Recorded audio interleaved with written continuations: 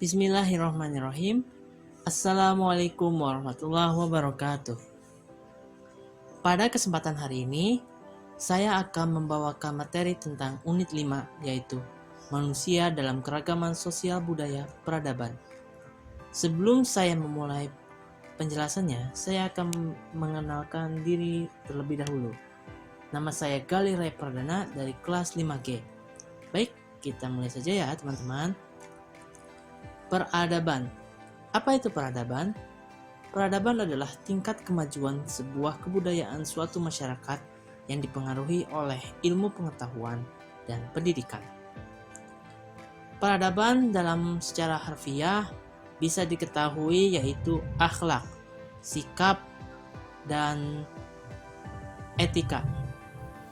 Yang mana nilai yang dimaksud mempunyai nilai positif.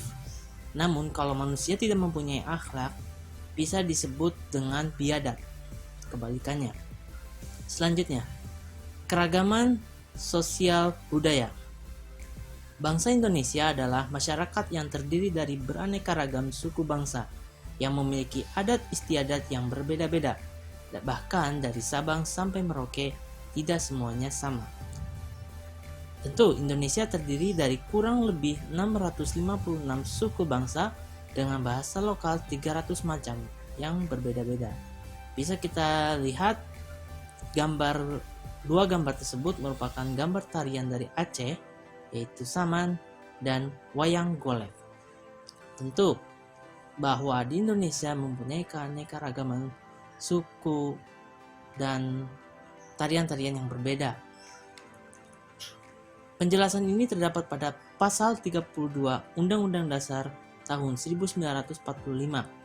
Kebudayaan bangsa ialah kebudayaan yang timbul sebagai buah usaha budinya rakyat Indonesia seluruhnya.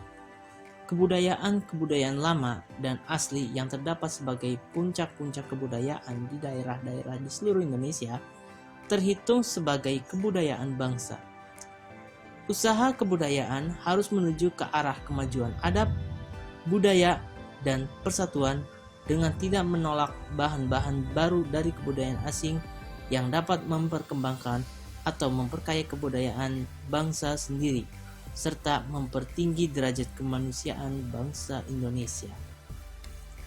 Selanjutnya, penyebab keberagaman sosial budaya masyarakat Indonesia. Suasana kehidupan beragama yang harmonis di lingkungan masyarakat heterogen dengan berbagai latar belakang agama terbangun karena toleransi yang saling menghargai perbedaan. Bahwa di Indonesia wajib saling mendukung satu sama lain dalam poin ini.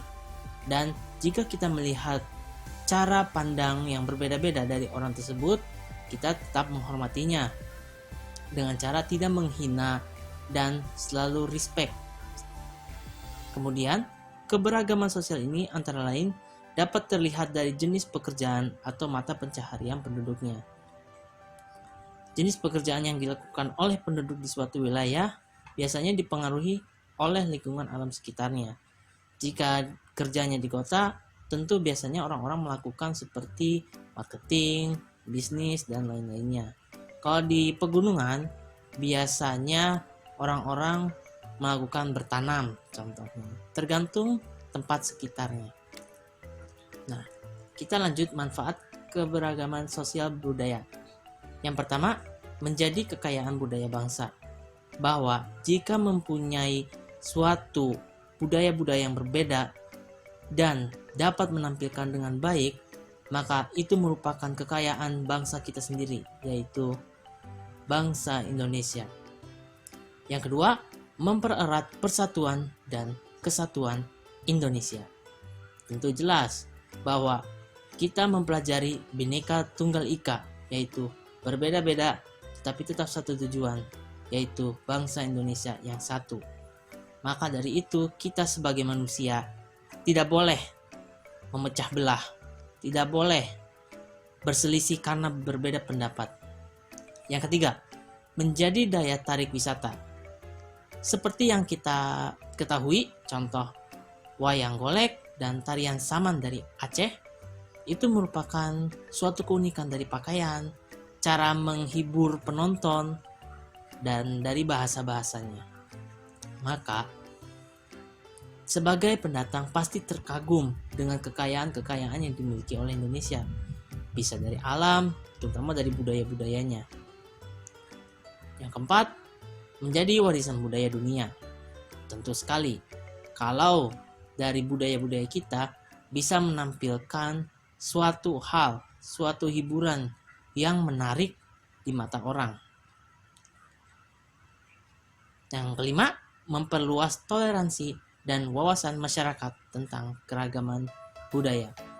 Jadi, dengan mengetahui budaya-budaya yang ada di Indonesia, maka warga negara Indonesia atau WNI harus mempunyai sikap dan tanggapan yang baik terhadap budaya-budaya yang ada di Indonesia dengan cara mempelajarinya, melakukan latihan tarian daerah, dan lain-lainnya.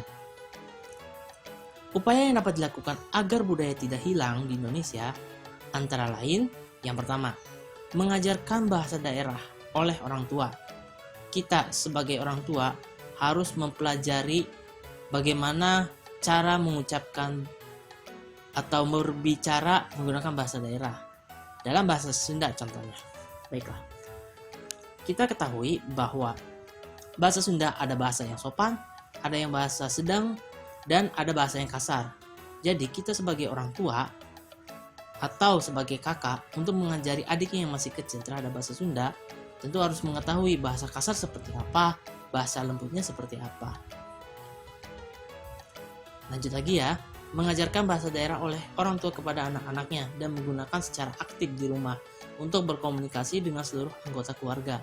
Sehingga jika anak tersebut dilatih di rumah dengan cara berkomunikasi bahasa daerah yang baik dan benar, mengetahui komunikasi yang sopan seperti apa, maka anak akan terbawa dalam nilai positif keluar lingkungan keluarganya, di tempat mereka bermain, di tempat anak tersebut sekolah, dan dimanapun tempat ia tinggal saat dia keluar dari rumah. Jadi terbiasa. Selanjutnya, menggunakan bahasa daerah dalam pendidikan, terutama untuk kelas-kelas awal.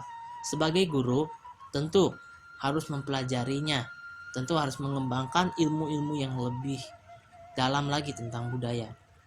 Dan yang ketiga, kebijakan penggunaan dan pelestarian daerah oleh pemerintah. Maka pemerintah berupaya peran penting dalam hal suatu budaya. Nah, dampak positif keragaman sosial budaya kita perhatikan. Yang pertama, menjadi identitas bangsa dan negara Indonesia di mata dunia. Yang kedua, memperkaya kebudayaan nasional. Yang ketiga, mempererat persaudaraan, yang mana kita ketahui Bhinneka Tunggal Ika. Berbeda-beda suku bangsa, berbeda-beda kulit, tetapi tetap bersatu. Tetapi tetap satu jua. Yang keempat, menjadi sebagai aset wisata yang menambah pendapatan negara dan dapat menciptakan lapangan kerja. Wah, jelas sekali bagi diri manusia yang mencintai tanah air Indonesia, mencintai tariannya, tentu bisa jadikan lapangan pekerjaan, mengikuti seleksi latihan tari, dan bisa ikut tampil di panggung-panggung besar. Tentu itu bukan permasalahan yang besar, melainkan dapat menjadi negara kita menjadi lebih bagus lagi. Yang kelima, menjadi ikon pariwisata yang dapat menarik wisatawan untuk berkunjung ke negara Kesatuan Republik Indonesia. Kita lihat dari Sabang sampai Merauke merupakan daerah yang kita cintai. Tentu dari pakaian-pakaiannya sangatlah berbeda, bahwa kita sebagai manusia harus mempunyai akhlak yang mencintai dan bersyukur kepada Allah Subhanahu wa Ta'ala yang telah menciptakan Indonesia ini negara yang indah.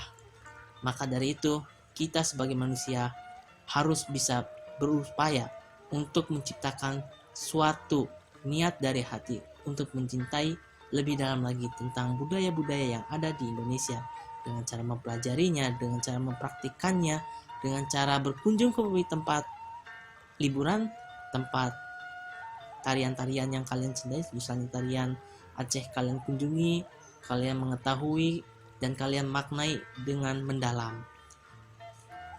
Thank you very much. Terima kasih sudah menyaksikan presentasi saya. Mohon maaf jika ada kesalahan baik dari kata atau penyampaian materi. Semoga kalian diberikan kesehatan selalu dan menjadi lebih baik lagi dari sebelumnya. Amin amin ya rabbal alamin. Wabillahi taufiq wal hidayah. Wassalamualaikum warahmatullahi wabarakatuh.